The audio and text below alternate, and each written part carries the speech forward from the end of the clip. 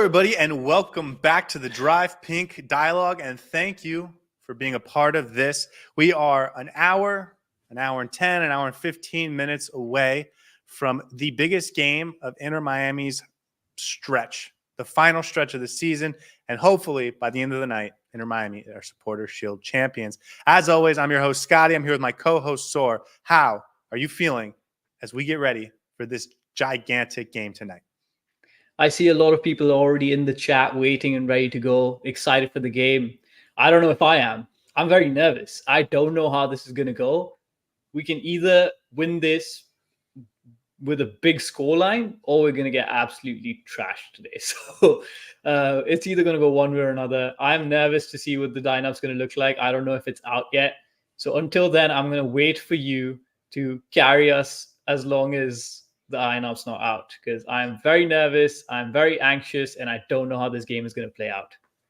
No lineup. They have announced today the game's going to start at 7:45 Eastern, which is normally what they do, 7:40 Eastern, but they say 7:30 because they want to get people to tune in to the Apple TV broadcast. Today's game is also being broadcast on Fox Sports 1, and so I'm not sure if they just push the game back 15 minutes or if they're just trying to be a little more accurate with the reporting because people have to tune into Fox Sports. My guess is that they probably tuned in or pushed this game back 15 extra minutes, which means we might go for an extra 5 to 10 minutes. We will see, but that could also push the lineup reveal back. We're just going to play it by ear. But until then, how are you feeling about this game? How are you feeling about Inter Miami in general? Because so much of the conversation heading to this game has been about this game. What does this mean when we face Columbus? Do we get this player in the lineup against Columbus? How can we make sure that we're in good form so that we can test ourselves against Columbus? Well, here it is. It's just two great teams going up head-to-head. The result of winning is magnanimous. It's awesome. It's incredible. It's a trophy. And if you lose, you can kind of just rebound Saturday, which is actually the perfect type of game because the stakes are great if you win, and the stakes if you lose are not heartbreaking. It'll certainly get nervous if we don't win, but there's a chance that we celebrate tonight with another trophy. So all of that in mind, how are you feeling right now? If we win, it's a trophy. That's a big achievement, man. Tonight's a big night. We can actually seal Supporter Shield tonight. I am really excited for that. We discussed this, right? We discussed this when we talked about the 7 stretch of games that we have at the end of the season. And we said there's no better way to do it than to win the Supporter Shield at Columbus Crew and at their stadium. It's actually happened. That's exactly how it's played out. I feel like those 2 draws that we had against teams that we expected to absolutely beat was ordained, it was destined, and it's all leading up to tonight. Hopefully, Tata Martino does the right thing and puts out a team that's exciting, that can win this game, and doesn't just go out and throw the game for the sake of a midweek, resting players sort of a scenario. These 2 teams have gone against each other twice this season. One time we beat them. That was very exciting. The second time when we lost to them was, I think, a fantastic game as a neutral. Phenomenal matchup. You got everything that you wanted. Unfortunately, Inter Miami came on the wrong side of it. But we played a certain way in those games that I don't think is the Inter Miami way of playing football. Tonight, I want to see the Inter Miami blueprint on this game. Go out, be brave, be exciting, and take the game to Columbus Crew. Someone said in the chat, pass the eye test. I think we need to pass the eye test and do it with aplomb. No better way to win the Supporter Shield than to actually take it to Columbus Crew and beat them at their own turf. Yeah, I can tell us what the Twitter drama is because I'm not sure I know what you're referring to, but I don't know. It says main event time. That's what this is. This is the best game in MLS Post-Leagues Cup across the league. And I don't think anyone would really argue that. Both teams at almost full strength. I know we're missing Toto Aviles because of his suspension. I know that they're missing Sean Jawadski. He's got a little bit of an injury, kind of a serious injury, actually. But either way, it is almost full strength. All the stars are available, and we are assuming they're all going to start and play most of this game. This is the big one, man. I'm so excited. And this feels like, as we sort of enter college football season, Georgia and Alabama, number 2 versus number 4, played a game a couple days ago. And it was just like an event that people were looking forward to for weeks. And that's what this feels like. 2 teams that are at the very top of the sport. And I am just so excited to see this game. Like, as a fan, it's going to be awesome. As an Inter Miami fan, it's going to be awesome because we can win a trophy. But even if we don't, it's still going to be an awesome experience. And if it really goes bad, we can rant and rave about it afterwards. As we wait for this lineup to come out, and I'll check one more time. Is there anyone you're expecting to see in this lineup? I know there was a lot of talk after last game. Matías Rojas has to be in it. Julian Gressel maybe not. What formation are you expecting to see? What back line do you expect to see? Busquets in the midfield or in the back? Talk to me about your expectations for tonight. I'm expecting to see Lionel Messi on the pitch, that's for sure. Second, I'm expecting to see Julian Gressel on the pitch because that's definitely going to happen. I don't want to see the 4-4-2. We've seen a lot of it. Whatever your formation you want to call it, whether it's the 4-4-2, the 2-man midfield, however Inter Miami has been playing over the last few days, I don't like it too much. I don't think that's the right way for this Inter Miami team to play. But again, it's Tata Martino's preferred formation, so we'll see what actually plays out. But my expectations are we're going to stick to that 4-4-2 sort of a setup where we have 2-man up top with Suarez and Messi, and then some sort of a midfield of 2 people, Yannick Bright and Redondo. We need to control the midfield today if we actually want to win this game. Otherwise, we're going to revert back to sitting deep and countering Columbus Crew. Again, we've spoken about that play style. It's effective to beat Columbus Crew, but that's not what this game is about. This game is about a litmus test to see if Inter Miami can play its own game and beat Columbus Crew by playing our style, right? And to that end, I want to see a little bit more changes from Tata Martino. I want to see Matías Rojas in the lineup. I want to see Diego Gomez in the midfield. We went to Columbus Crew, or I don't remember if that was away or home, but when we lost to them, when we won against them in the first game that we played, that was at home. We pressed high. That was unexpected, turned the ball over, got them on the counter, sat back, defended well. Diego Gomez was a big part of that. Now we're wanting the team to do something slightly different, go out and play more adventurous. Diego Gomez is still going to be a big part of that. So have him in the midfield, put Matías Rojas on the left, and see what plays out. We won the first game because it was a Tata Martino masterclass. We lost the second game because it was a Tata Martino semi-masterclass, but then followed by a disaster class. So hopefully this time around, Tata Martino can turn it around and put the right players on the pitch, because we will need it. We want the full strength team on the pitch tonight.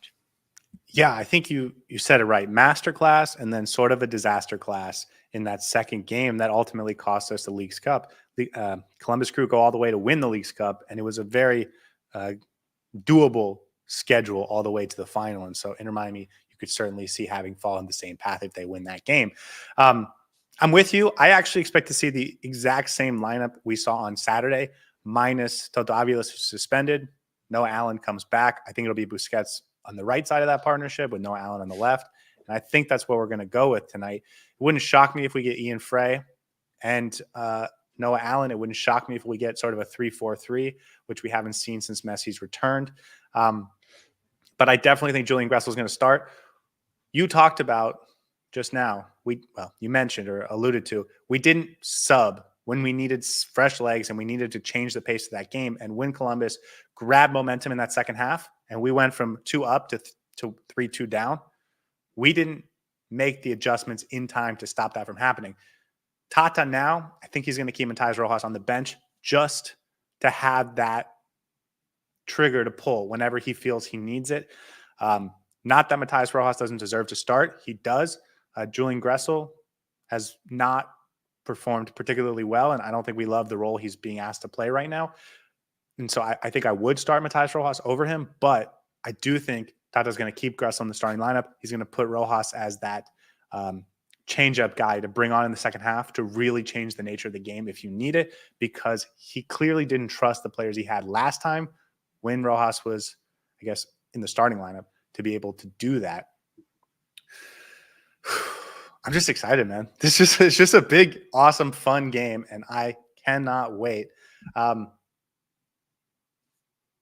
Mindset, predictions. I know that we're gonna go into the lineup when it comes out. We'll talk about Columbus and all of that. But before we break this down, over the last couple of days, have you been getting more excited? Have you felt better about how this game is going to go, or have you felt more nervous, or is it just been steady? You feeling like we're getting a fourth draw? You're confident in a win? You're nervous about a loss? Like, where's your head at with this team right now? You asked me for my predictions earlier this morning, and it was different from what I thought I would go with, because I think in the last podcast that we did, we mentioned that this might be a game that Tata Martino rests a few players. The closer we got to the game, I changed my mind, because I do think Tata Martino is going to go for this. The Toronto game is probably going to be the one that he's going to rotate a little bit on. And honestly, I think the team is getting there. We started off with Philadelphia, won that game 3-1, didn't play too well, soured the mood a little bit, because even though we got Messi back and everyone was rightly very excited to have Messi back into the team, there were a lot of other question marks that we didn't know how it was going to resolve itself. Atlanta, we drew the game. The next game after that, against Charlotte, we drew again. Atlanta was a poor performance overall, should have won that game. Again, my mindset led to a lot of pessimism, and I was very disappointed after that game, because I genuinely thought we were turning a corner and would amalgamate the two play styles, which is with Messi and without Messi. And I was waiting to see that sort of Super Saiyan form that Inter Miami is going to take, and that just hasn't happened. Still waiting. That just hasn't happened. I will say, against Charlotte, we saw a few glimpses of that. Like, the more I thought about that game, I rewatched some of the highlights from that game. Our attack was really good, and our offense produced a lot in terms of chances in front of goal, taking the game to Charlotte. I want the rest of the pieces to fall into place, and I don't think there's any better way to do it than against possibly the other best team in the MLS. And I'm actually excited now. I think there's something to build on for this Inter Miami team. We need a little bit of confidence, both as a fan base and as players as well. And if we can actually go out and win this game, it's going to do so much in terms of boosting our confidence as we move into the playoffs. Because not only do we win a trophy and guarantee that, it's a pressure off the shoulders for a lot of these players, because you've put that aside. Now you know you can beat the best team in the league at their home ground. So there's a lot that this game can actually do for us psychologically. It's a lot that it's going to do for us as a fan base to galvanize us. Because if you put on a good performance tonight, and okay, it might be a 2-1 loss, but if you go out there and perform well, I think that itself is going to be a really positive sign. So there's a lot I'm expecting out of today's game, and it can go either ways. It can be very positive for us. It can be slightly negative, but I am leaning towards the positivity. I am pumped. I'm amped. I think we're good to go. Are you ready to hear the lineup? Can we talk about something else for a little bit? I want to be in the dark, man. I've built up all this positivity, and you're gonna now just ruin it and bring me crashing down, aren't you? Go on. I think you're gonna have mixed emotions, actually. Okay. Drake Calendar in goal. Jordi Alba left back. Noah Allen center back. Ian Frey center back. Chelo Wiegand right back. A midfield three, according to the MLS website, of Federico Redondo, Sergio Busquets, and Yannick Bright, which is a midfield pairing we have not seen yet this season. And then Diego Gomez, Luis Suarez, and Lionel Messi up top. I guess it's possible this is actually sort of that 3-4-3 that we've seen a lot of, and Busquets is on the back line. But as of this moment, the MLS website has it as a 4-3-3. This is different. This is not what we've had of late. It's never been the case that we've had Redondo, Bright, and Busquets in the same midfield. In fact, I don't know if we've ever even had Busquets and Bright in the same midfield. So I am really excited about that aspect of it. I think this means Redondo is going to be able to play much higher up the pitch. Much more excited about that. Busquets and Bright might be the ultimate complement for each other as a sort of dual pivot partnership. We'll see what their responsibilities look like. We'll see if Busquets is actually on the back line. Noah Allen and Ian Frey both give you young and athletic center backs to be able to keep up with this very athletic, interchanging front line that the Columbus Crew have. And it's basically the 11 you would expect from the Columbus Crew as well. I know they have a lot of depth, but this is probably their best 11 minus Shawadsky. Alex Maitan comes into the midfield for them. But again, this is the juggernauts. This is the best 11. Nobody's taking this game off. It was something I feared for so long. This is what Tata Martino feels like is his best 11, and he has a ton off the bench if he needs it. Top line thoughts, you already said it. We're not taking the night off, which is great. Very good signs. The fact that all 4 of our Barcelona boys are starting means that Tata Martino is going for this game. Let's start with, because I want to dissect this lineup player by player, right? Let's start at the back. Drake Callender, big surprise. Would have thought CJ Dos Santos is going to be in there. No, it's Oscar Stari's debut night. Oh, yeah, of course. I fully expected that. What better way to do it than against Columbus Crew? No, Drake Callender, obviously. Jordi Alba, very happy with that. The centre-back partnership. I don't know about you, and I'd love to get your thoughts, but I am thoroughly excited by this. I know Ian Frey has been playing as a right back. There's some question marks about his defensive ability playing centre-back. Of course, he had a couple of issues when he played centre-back last time, but I'm excited. I think when we talk about whether this is going to be a back 3 or a back 2, this could well be a back 3, but I'm just going to be oblivious to the world and assume that this is a back 2, and I don't mind it. Knowing Tata Martino, this is a back 3. Chelo Egan, nice. I'm thinking of it. Yeah. This is a back 3. Sergio Busquets in the middle, Noah Allen, Ian Frey. That gives me confidence. I'm happy with that. Playing Yannick Bright and Redondo in the middle, not much of a surprise. I would have personally preferred to have Sergio Busquets as that third midfielder just to give a little bit more stability in the middle, because I think it's Alex Matan and Darlington Nagbe in the middle for Columbus. Mm-hmm. It's impossible to keep up with them if you're going with a 2-man midfield of Redondo and Yannick Bright. We need that third player in there to try and control the game. And then the front 3 is the front 3. So a little bit of question marks here and there, but I'm not too fussed about this lineup. I think it's good. This would be actually much better than what I would have expected if we stick to the 4-3-3 formation. And I'd like to see how it plays out. But I do think it's going to be more of a 3-4-3 that we've seen so often, which hasn't necessarily looked too bad, but it's going to be an interesting setup. And I want to know what Tata Martino's thinking. Well, a couple things. First, it's not going to be this 4-4-2 that we've seen over the last couple games, which I am happy about. Mm-hmm. Second, the center back partnership makes me a little nervous, but putting those two aside and re-adding David Martinez and Toto Aviles, is this the starting 11 that starts the first game of the playoffs? It should be, right? That should be. You put Sergio Busquets in that midfield, and I would absolutely have no issues with this lineup. That's our best 11 on the pitch. I don't know if it should be, but I think certainly in Tata's mind, this is like the big game hunters. It's closest to. Yes. I am nervous about the back 2. They are both young and inexperienced, and I think both of them are better fullbacks than center backs, which certainly makes me nervous. But neither of them are Christoph in terms of their athleticism. Neither of them are Nico Frede. They are quick. They will be able to keep up with these players. And Noah Allen, I believe, has faced the Columbus Crew twice, has started both of the last 2 games against Columbus, if I'm not mistaken. And so I'm nervous about it because they're young and they're inexperienced. And this is a very smart, capable, intelligent front 3 that the Columbus Crew have. But just staying on the back line, I think there's one positive to it, and you mentioned this, the physicality of it. It's going to be a tough game for the 2 of them, and I fully expect us to concede a goal, maybe even 2. But I do think physically they're going to have a good test. It's going to be a really good battle for them, and it's going to be a good experience for them.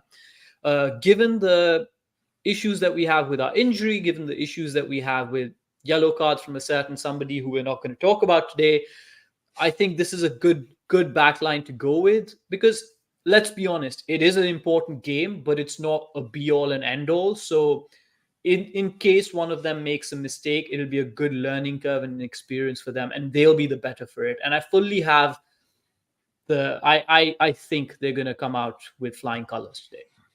I tend to agree with you. Cynical Tube says Rojas is not starting. Oof. This is a different formation. And he was, as you say, very good in the second half of last week's game, or this past weekend's game. But it's a different formation, a different style of soccer we're going to see tonight. And I, for one, am very excited. And with that in mind, I'm very comfortable having Rojas as a bench option. So this is it, man. I'm feeling very good. Happy. I'm excited. I'm just like happy to have a matchup like this. It's finally here. I've been waiting weeks for this. And as a fan of this sport, I'm just ecstatic about this moment. There are a couple of talking points that I have, but first sticking to the lineup and the formation. Oh yeah. Can we talk about the 4-4-2? Like, we have seen that for the last 4 games, I think now. And I'm not a big fan of that. I think having this 3-4-3 formation, or whether it's a 4-3-3 formation, however you want to see it, allows Sergio Busquets to do a couple of things. I think he's going to play a more free-flowing role in that back line. He can plug in, start from the deep, and create from the deep when necessary. But then at the same time, he can move into the middle if need be. So I do think that's going to add some sort of utility and stability to this midfield. And within that 4-4-2, the biggest issue we've seen is that there's no one in that midfield to control the tempo, to calm things down, to distribute the ball a little bit, and just be that metronomic presence in there that can have you going toe-to-toe, with some of the better midfields out there. I do think Sergio Busquets needs to play slightly higher today to be able to compete with what Columbus Crew is going to offer in that midfield. And we're going to need to have someone who can pass well in that midfield, not just a physical presence who can take care of the ball. So I do think the 3-4-3 allows for that to happen. It allows a little bit more flexibility in the midfield aspect of it. So I am very happy that we moved away from that 4-4-2, especially against this Columbus team. And it almost begs the question whether Tata Martino thinks 4-4-2 is for teams that are slightly lesser, where we need to control the game a bit, and then play the 3-4-3 against the better teams who are going to have that midfield. Don't know how I think about that mindset and what I have to say about it as such, but yeah, it's interesting that he's gone back to that 3-man backline for this game, especially. It's a weird one.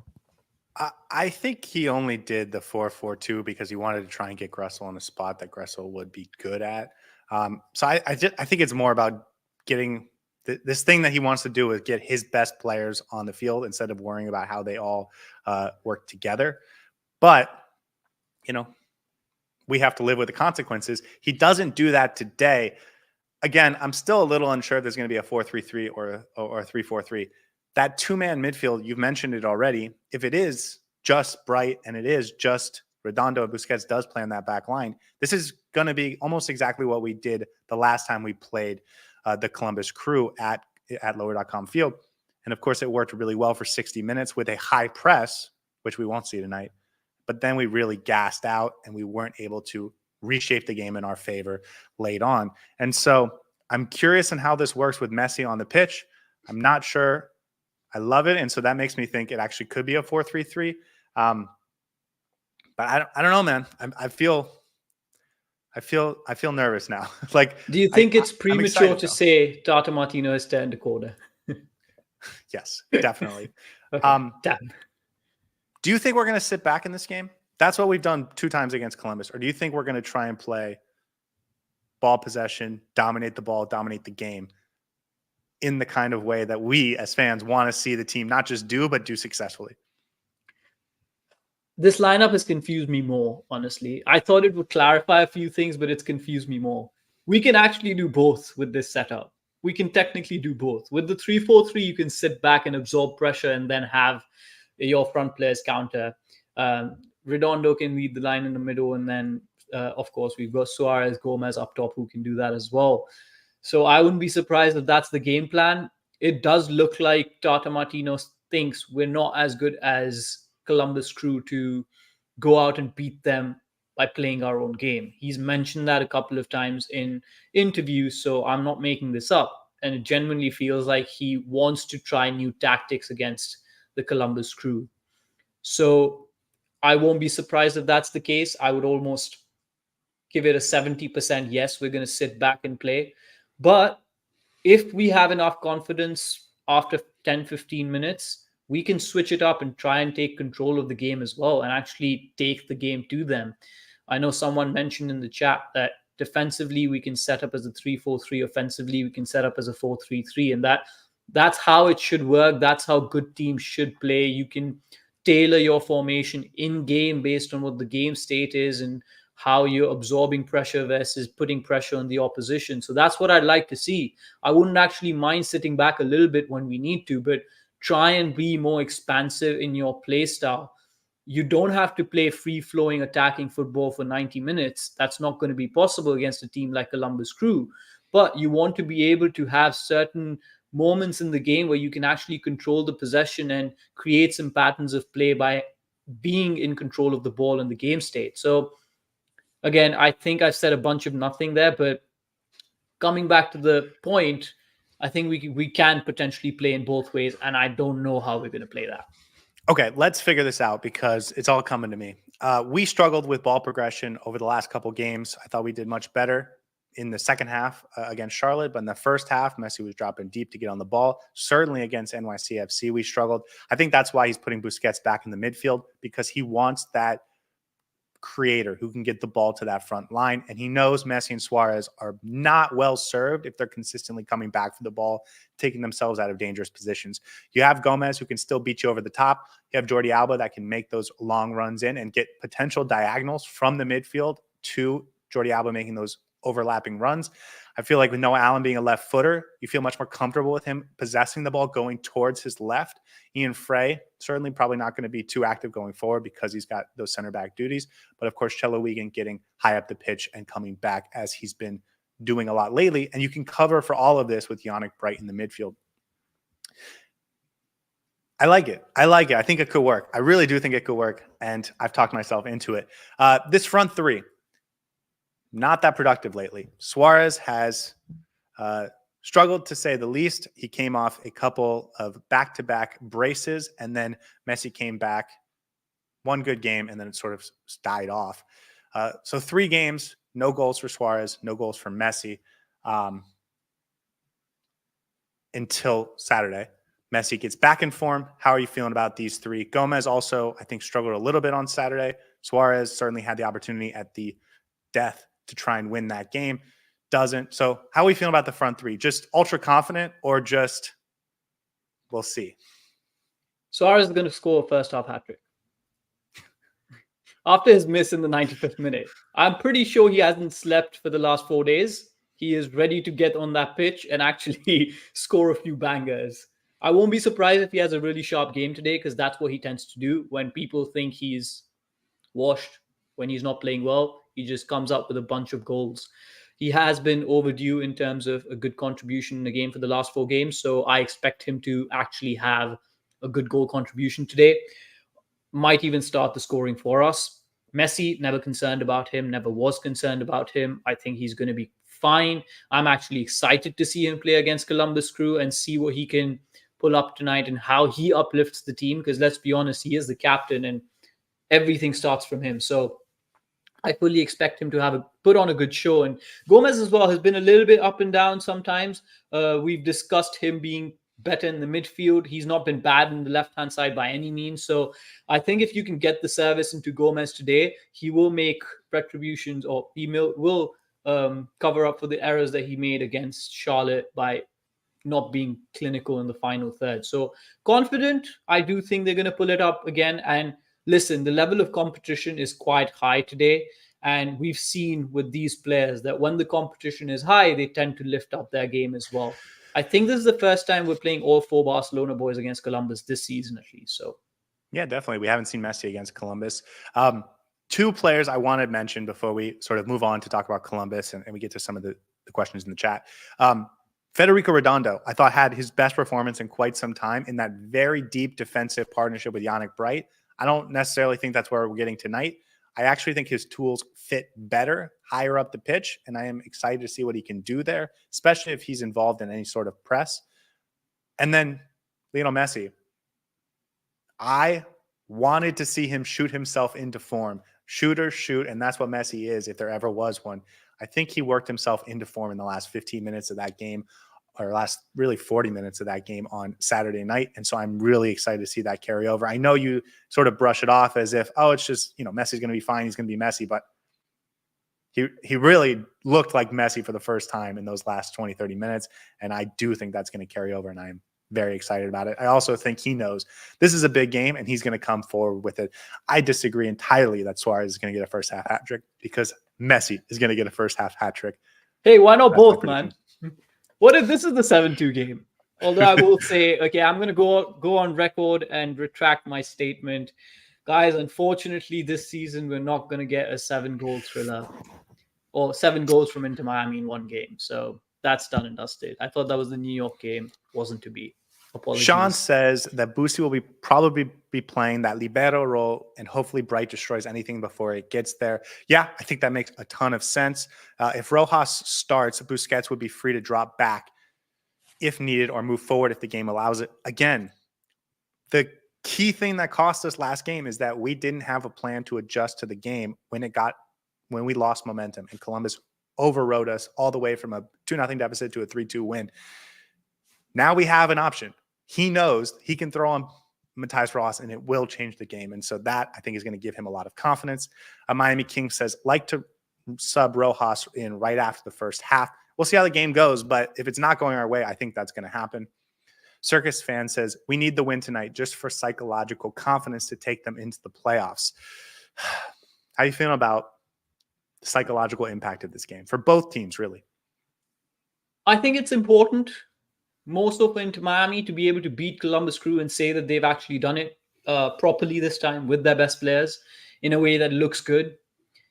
If that happens, it's going to be phenomenal for our confidence. If we lose, but we play well, I think we'll be fine. We've got 2 more games to finalize that supporter shield spot. It's not going to make much of a difference if we don't seal it tonight. We've got 2 more tries to do it. If it's a close game and we play really, really well, we should be fine. If we go out and lose 6-1 like we did against Cincinnati, that's going to be a big problem. That's going to get the conversation going. So it matters how we play and how we win or lose this game. But overall, we've got time to recover.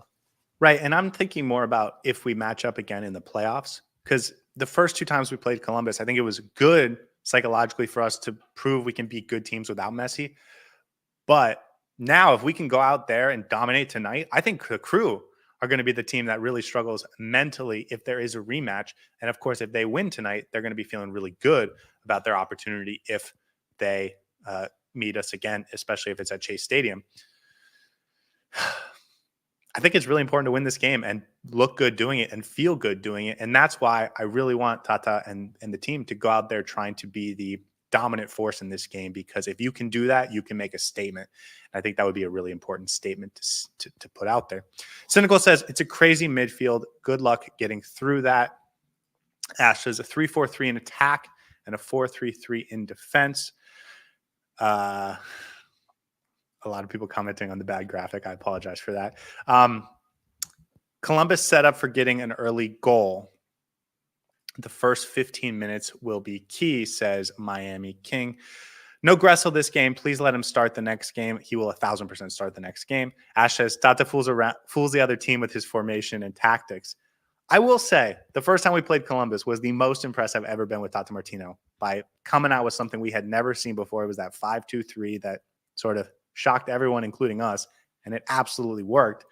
I mean, it would have worked the second time as well. We were 2-0 up. So we should have technically won that game. We should have never lost that game, and that too at home. So he would have done it twice if not for that stubbornness that he has in his own DNA. Bizrat says, I think Tata is planning to sit back. He mentioned he admires Nancy so much. He is being cautious. I don't think you can do that in this game because there is no consequence to losing. Go out there and try and dominate the game. And if you lose, it's okay. But if you win, it is going to be such a psychological boost for your team moving forward. There's no reason to hold anything back. There's no reason to play conservatively. There's no reason to play pragmatically to try and eke out a 1-point result or whatever. Like, go try and dominate the game and give yourself the confidence that you're going to roll through everyone once the playoffs come. Yeah, you want to be able to put on a good show tonight. MSP says, finally, no Gressel in the midfield. I'm sure we'll see Gressel at some point this evening. A says, have Frey and Allen ever played together in these positions on the first team? I don't think so. I don't think to start a game.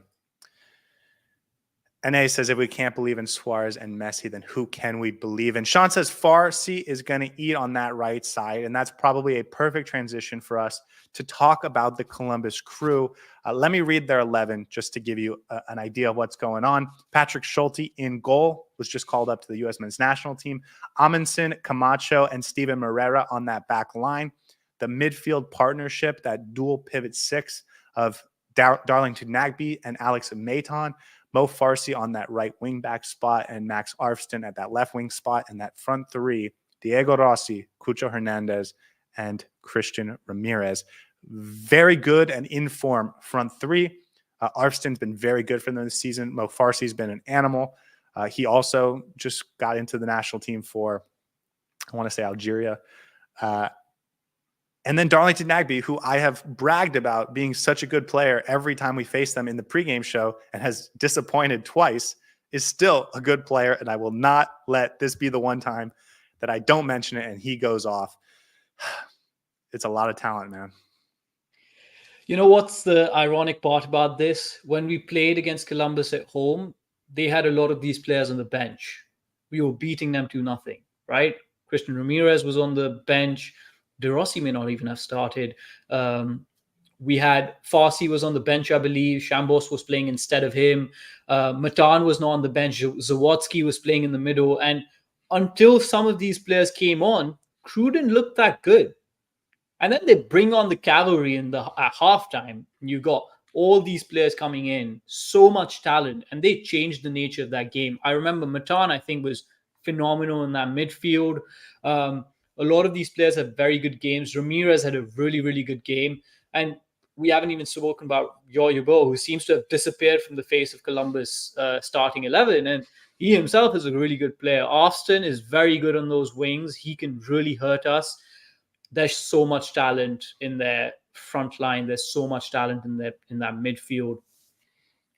Darlington Nagbe, potentially one of the best midfielders in the MLS, has been phenomenal for Columbus Crew for so long, is very good for them, except when he plays against us and he plays against Yannick Bright. So hopefully that continues. But I do think the most underrated part of this Columbus team is Alex Matan. He's always been a very special player, according to me. He's very good in possession, very good at creating opportunities. And I just think he keeps them ticking in that midfield. And he's a scary bloke to have in the middle when you do. I think Maitan has been sort of bad the first two times we played them. And both times we, again, talked about him as this potential difference maker, and he disappointed. And yet there's a reason he's back in the starting lineup for Wilfred Nancy, because he is that really good player. So just because we haven't seen it yet against Miami doesn't mean it doesn't exist. And of course, tonight could be that night. Just to go over some of the bench options, because they are plentiful for Columbus. Daewon Jones, former MLS All-Star, on the bench. Yaya Boa, you just mentioned, a key part to their MLS Cup winning title last year. Jason Russell-Rowe, interchangeable with that front three in terms of being a starter. Aziel Jackson, a player that has been dangerous in this league before. Jaberko, who is certainly a player that can come in and provide healthy, talented minutes in the back line. Dylan Shambos and Herrera, the two big summer signings, both guys on the bench, certainly guys that are going to have a big future for Columbus, and guys that Wilfred Nancy really identified and went out and got. That's a lot of talent, man. And of course, I can say the same thing about Miami with Rojas and Kramaski and Ruiz and Gressel and Campana and Taylor, but this is going to be a battle of 16 players, not 11. And I think Tata has to be sure to understand that as we go into this game. They are not as defensively sound as they normally are. I guess that's where you were about to go. Alex Maitan, definitely more of a ball progressor, definitely more of a midfield conductor. And so they really just have Nagbe in front of that back three. That tells me that they're expecting us to sit back, which is, again, why I don't want to sit back. They think we're going to sit back and try and hit it on the counter, but we don't have the speed for that, really, with Messi on the field. I kind of like it if we don't do that. Yeah, and there's something to say that we mentioned all these great players, Arthur on one side, Farsi on another side. You got Nagbe in the middle. You got Maitan in the middle. You got Cucho Hernandez, who I don't think we mentioned yet. Cucho Hernandez up top. We've not mentioned any of their defenders as part of the good thing about this team. They're Walker Zimmerman less now. I think Rudy Camacho is a really good player, but there's goals in this game. You can get at this back line. You can. You can actually put them under pressure and score a couple. We've done that before at home. I think it was the same back line that we faced. They don't have Zawadzki in the middle to add that defensive flavor. Matan's going to go a little bit more forward. You put in numbers in the midfield, let maybe Jordi Alba invert, put Busquets a little bit further up, and you can control that midfield and create a little bit more that gets at their back line. Don't sit back, man. There's opportunities in this game to try and come at Columbus, especially with the defense, with the three-man defense that they have now. And I'd be very, very disappointed if Tata Martino has set us up to sit back and absorb pressure, because I do think there's going to be goals in this game. I'm not saying we're defensively perfect. We're probably going to concede, but there's definitely an opportunity here for us to go out and get a couple of chances. I will say they have the fewest goals allowed in the league, only 33 goals allowed this season.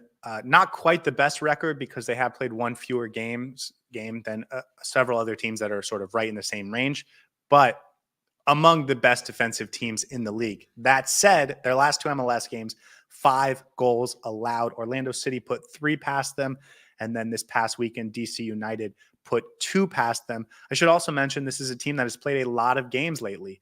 They had last midweek, when every other MLS team for the most part was off, you had the US Open Cup and you had the Campeones Cup, in which this Columbus Crew team had to play an extra time game that they lost against Club America. And so this is a team that's played a lot. Of course, they went all the way to the final of the League's Cup. They have a lot of minutes in their legs. And I do wonder, as you get into the very end of this season, if that does play a little bit of a factor. And so, again, we'll see how it goes. Cucho Hernandez, of course, we have to talk about him. 2 goal contributions, a goal and an assist in his last game in the MLS, in the game before that in the MLS, and in the game before that in the MLS.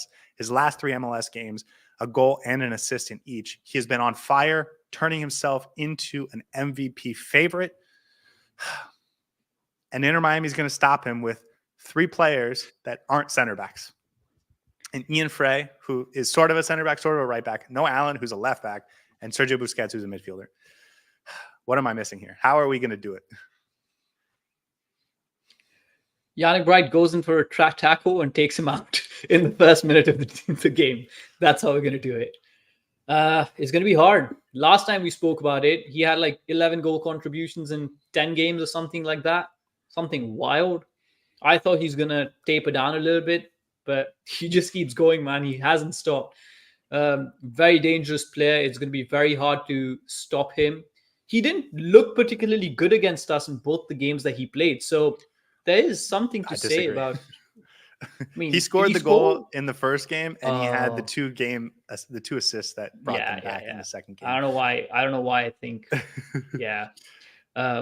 Never mind. He's probably going to score against us. We're just going to have to outscore him. That's what we're going to do. We have Messi at the end of the day. That's going to be my answer to you.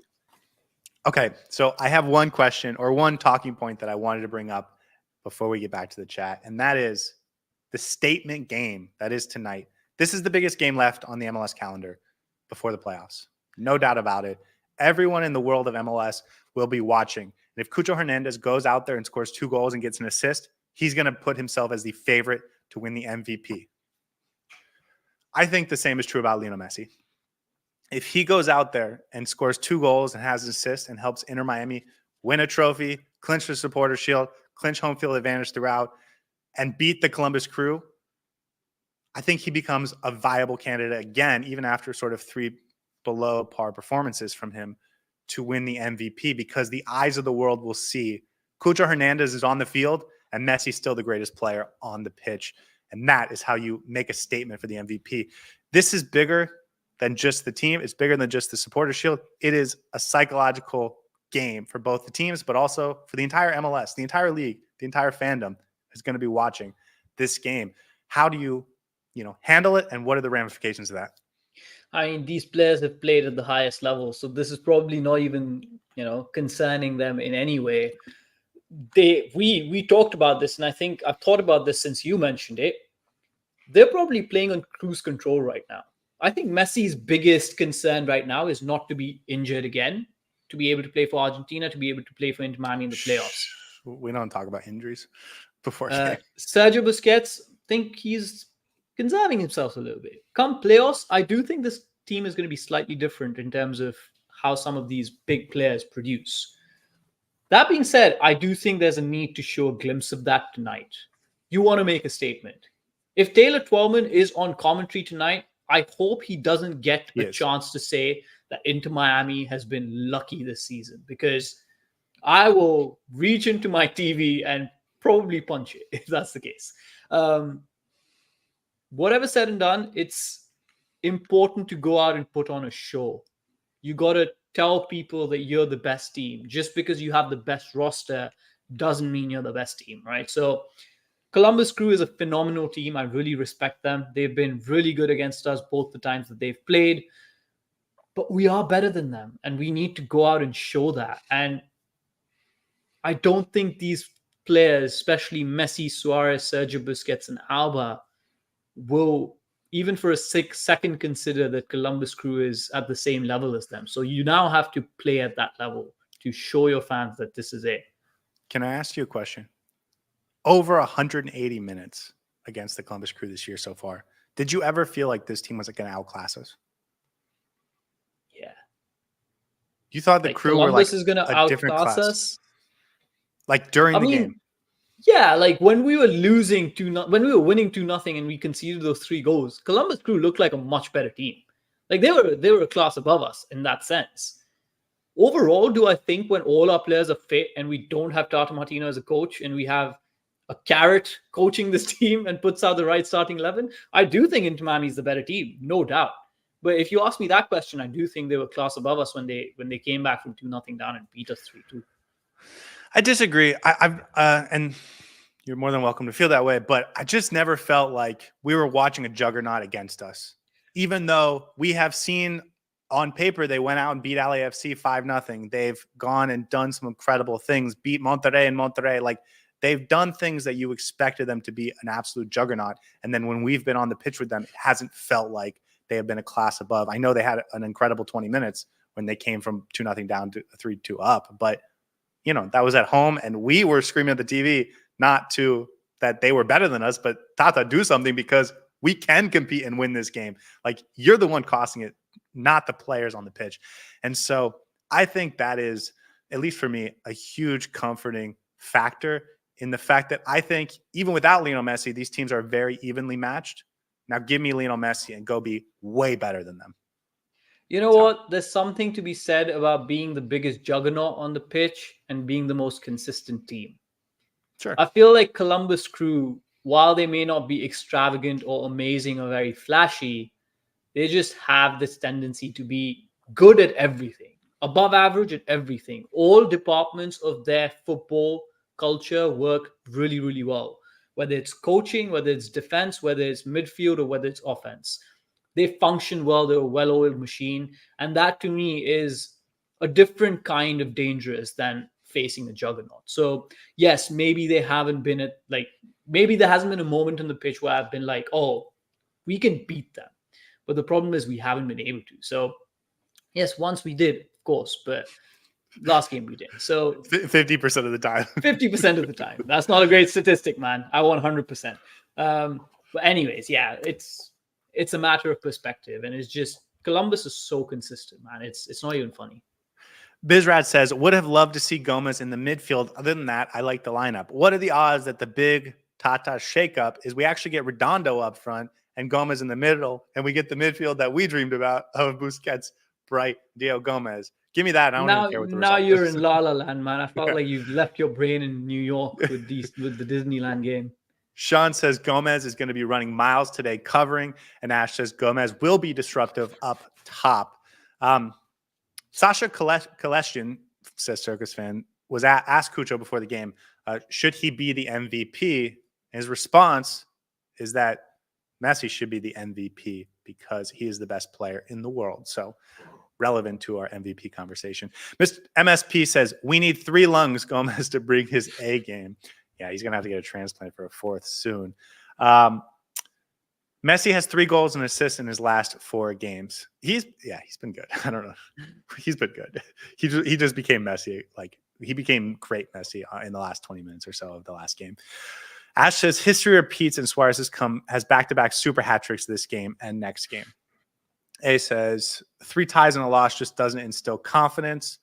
I'm almost nervous about this match. And I think that's fair, but part of what makes a great match is that you're nervous, you're tense, you're on edge. It's exciting, right? If you go and beat Toronto 4-0, it's fun, but it's not the same type of fun as if you beat the Columbus Crew, who you were nervous about for days, weeks, and certainly hours. And so that is part of what makes it so special. Miami King says, who gets the first goal will win. Columbus want to get the first goal. The first 15 minutes is the challenge. Circus fan says that Cucho also said that he saw a big difference in Messi, that he was way more focused and determined to win this game. Columbus will apply high pressure and try to have 2 players around Messi so that Miami cannot play on counterattacks. That feels like a poor strategy if I was Columbus. Because there's going to be one man free. Have Busquets control the ball and pop it into Gomez, and we're good to go. So, yeah, just those laterals or to Jordi Alba as well. Yeah. Miami King says, I like to see spicy Messi. Cynical Tube says the back line needs to step it up. And I don't know if we've talked about the back line enough. They need to prevent Boosie having to go back and be that third center back. These are 2 very young, very inexperienced players. We're talking about guys with 1,500 professional minutes and way less than that as true center backs going up against one of the most potent attacks in the league. And while it's great if the front 3 for us gets 3 or 4 goals, it's not so great if we give up 3 or 4 goals and it's sort of 50-50 down to the finish line. This is both of our circle the lineups, right? Is this back 2? I would say so. I think so. Mostly because, yes, you don't want to end up scoring 4 goals with conceding 3. That, I think, defeats the purpose a little bit. But I will say I'll be less harsh on Ian Frey and Noah Allen when judging them tonight, because it is a big game and it's not easy for them to step into those roles with very little minutes playing in those positions. Okay, let's talk about the subs, because it was the talking point in the last Columbus game, and it was about Tata Martino. Again, off the bench for Inter Miami, Robert Taylor, Leo Campana, Julian Gressel, David Ruiz, Benjamin Kramaski, Sergei Christoph, Franco Negri, Matthias Rojas, and Oscar Ustari as the backup goalkeeper. It's a lot of goals. It's a lot of offense. I don't know how much defense there is. We're a little short without David Martinez. We're a little short without Toto Aviles. But Christoph is there. You can always put Busquets in the back line and bring in another midfielder. But going forward, which is when we needed to reshape the game, you got to love having Matthias Rojas. I know Tata's going to love having Julian Gressel, and then Leo Campana as well, a guy that seemingly earned a little bit of trust from Tata Martino over the last couple games.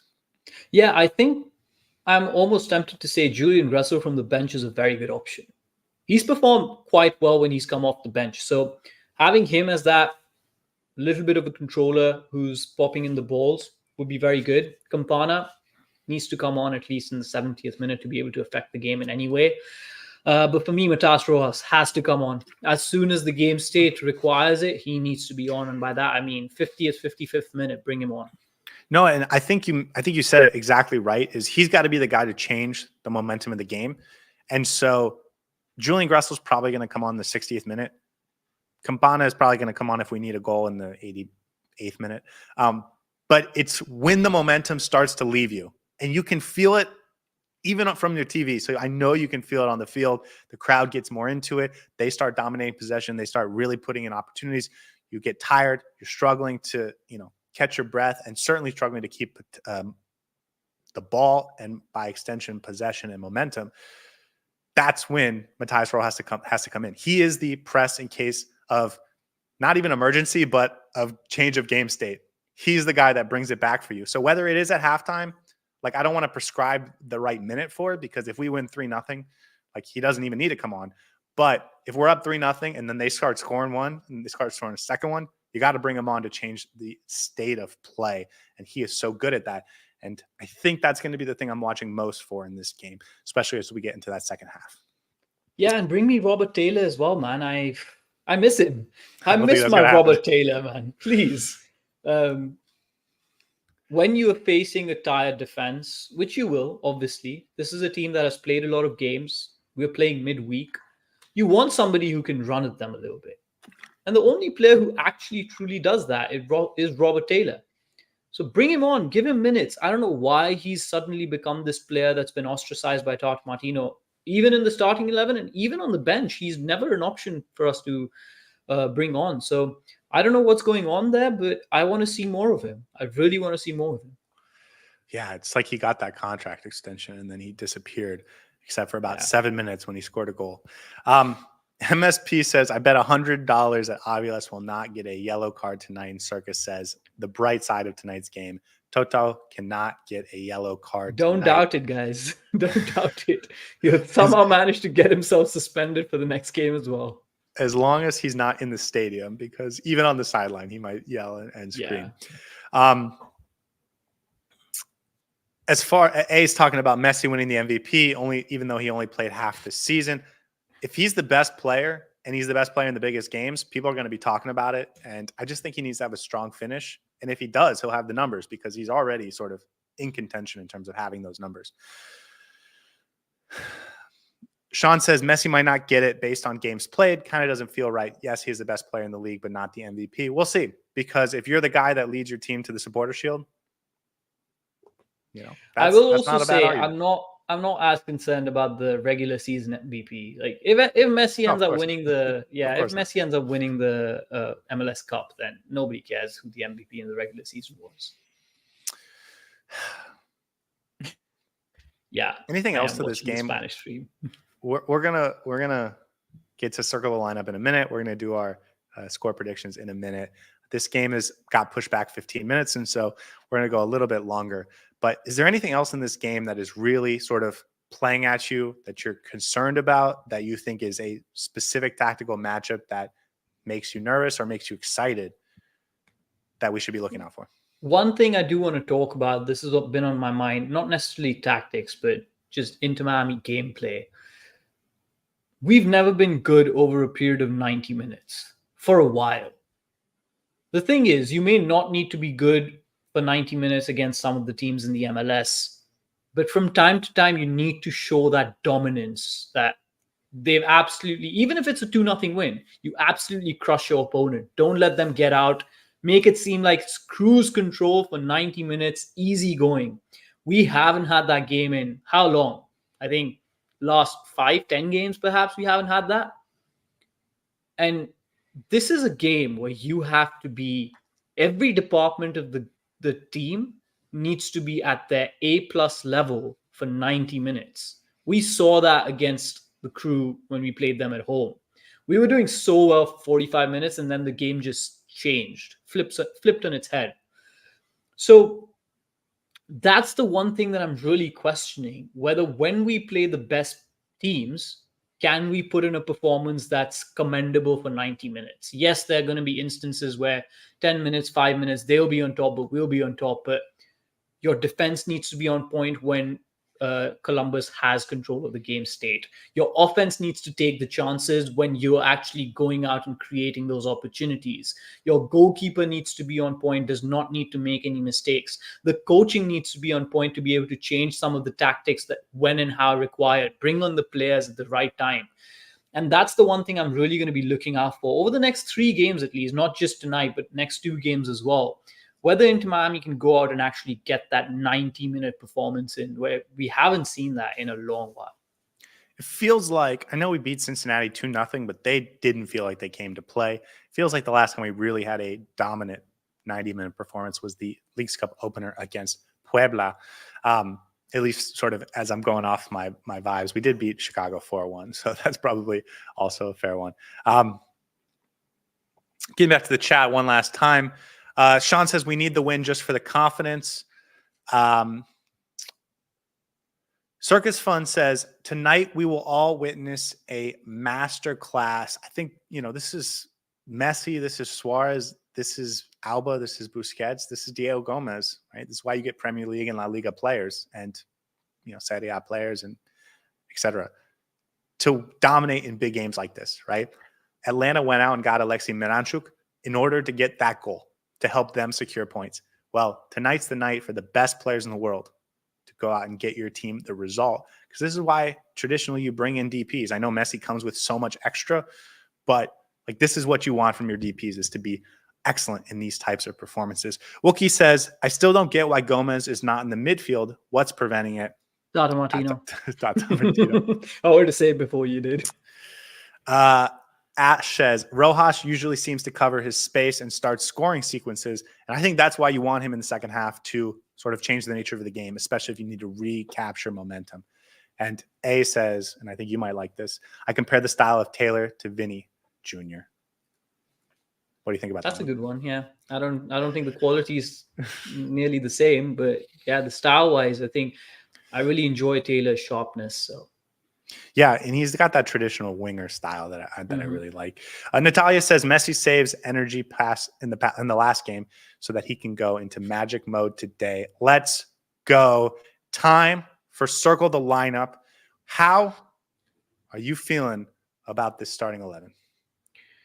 I'm not too afraid of the starting 11.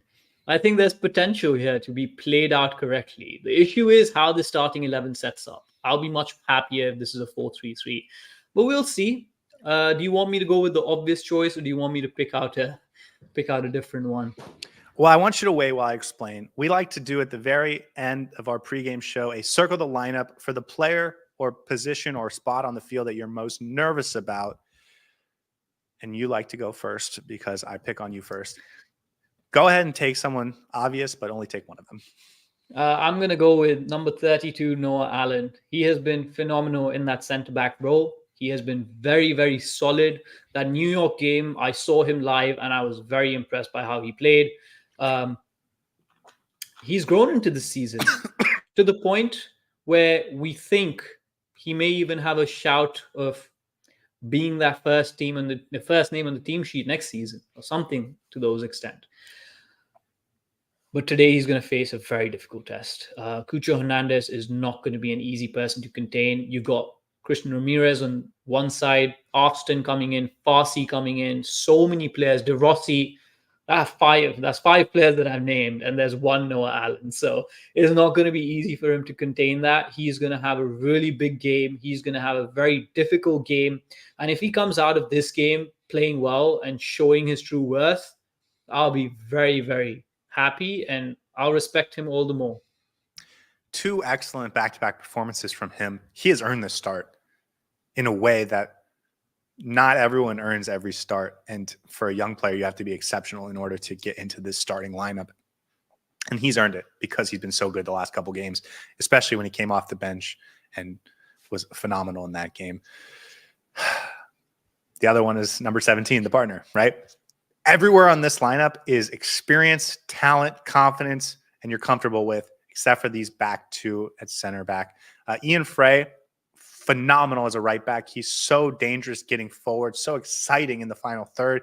His ball progression is incredible for a backline player. But when you put him at center back, he doesn't have the freedom to do some of those things. So you take away some of the things he does best, and you force him to be the central defender that he can do and has the tools to do, but doesn't have that experience. Again, this is a player that's started maybe 10 professional games at center back, and he's being asked to do something that is very difficult, and that's contain. What are those 5 names you just went after? Let me add a few. Jason Russell-Rowe and Aziel Jackson and, the Dylan Shambost, if he's coming out of the midfield. It is a very, very big game for him, and that's the player I'm most nervous about, if I'm being completely honest. I'm going to ask you one last question before we go into prediction mode, and that is, what did you do to get the momentum on Inter Miami's side? Because I felt like the mojo has been bad, and we had to do something to switch up and so that we can get the win tonight after a number of draws that have left us very frustrated. I reminded myself that Lionel Messi is the best player in the world and he is on Inter Miami. So, regardless of when we have our backs against the wall, the best players in the world show up and they show up well. There's a case to be made that you can sometimes be lackadaisical against some of the lower teams and just be complacent. But when you play the best teams in the league, your A game comes out, and that's what I'm expecting tonight. We go up against the best, we perform our best. Not really the switch up I was kind of talking about, but for reference, I went with the pink today because I've been going with the black Inter Miami shirt for so long. Went with the pink to try and get some new mojo in this team, some winning mojo in this team. I'm also going to switch up what I'm about to do. Major League Baseball's playoffs have just started yesterday, and for anyone that knows, pitching is of the utmost importance, and the games become much lower scoring because every team has great pitchers, great defense, and they're afraid to make mistakes. So it's a lot harder to win and score. I think we're going to see something similar tonight. I'm predicting a 1-0 Columbus win. The first time I've predicted a loss all season, but I'm hoping it fixes our mojo. Saur, your choice. Never count out our own team, man. Your prediction about the baseball is quite accurate. I'm going to go with cricket. Cricket, when it's a tough game, when the beasts come out, it's all about scoring high runs, man. That being said, I think it's going to be a low-scoring game. 2-1 into Miami. Bring it on. We're going to take this home. Supporter Shield is ours today. And if we win, the post-game reaction is going to be quite a sight to behold. So join us. Send us off, man. Send us off right.